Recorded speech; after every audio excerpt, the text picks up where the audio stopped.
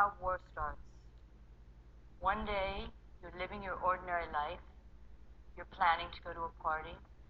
You're taking your children to school. You're making a dentist appointment. The next thing, the telephones go out. The TVs go out. There's armed men on the street. There's roadblocks. Your life, as you know it, goes into suspended animation. Stops. I'm going to steal a story from a friend of mine, a Bosnian friend, about what happened to her, because I think it will illustrate for you exactly what it feels like. She was walking to work one day in April 1992 in a miniskirt and high heels. She worked in a bank. She was a young mother. She was someone who liked to party, great person.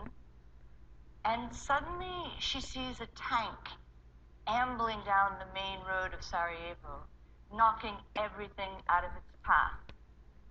She thinks she's dreaming. She's not. And she runs as any of us would have done and takes cover, and she hides behind a trash bin in her high heels and her miniskirt. And as she's hiding there, she's feeling ridiculous. She's seeing this tank go by with soldiers and people all over the place in chaos, and she thinks, I feel like Alice in Wonderland going down the rabbit hole, down, down, down into chaos. And my life will never be the same again. A few weeks later, my friend was in a crowd of people, pushing with her infant son in her arms to give him to a stranger on a bus, which was one of the last buses leaving Sarajevo, to take children out so they could be safe.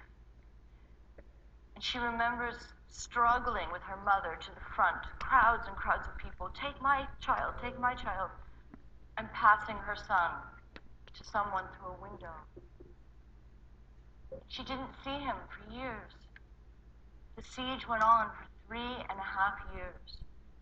And it was a siege without water, without power, without electricity, without heat, without food, in the middle of Europe, in the middle of the 20th century.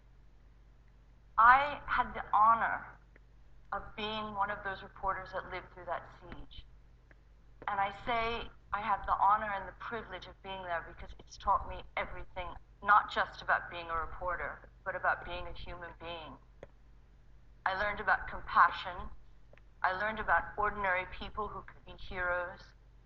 I learned about sharing. I learned about camaraderie. Most of all, I learned about love. Even in the midst of terrible destruction and death and chaos, I learned how ordinary people could help their neighbors, share food, raise their children, drag someone who's being sniped at from the middle of the road, even though you yourself were endangering your life, helping people get into taxis who were injured to try to take them to hospitals. I learned so much about myself.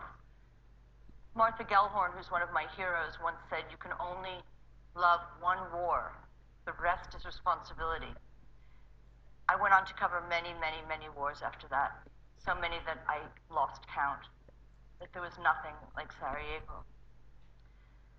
Last April, I went back to a very strange, what I called a deranged high school reunion.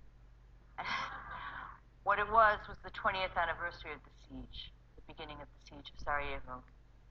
And I don't like the word anniversary because it sounds like a party, and this was not a party. It was a very somber gathering of the reporters that worked there during the war, humanitarian aid workers, and of course the brave and courageous people of Sarajevo themselves.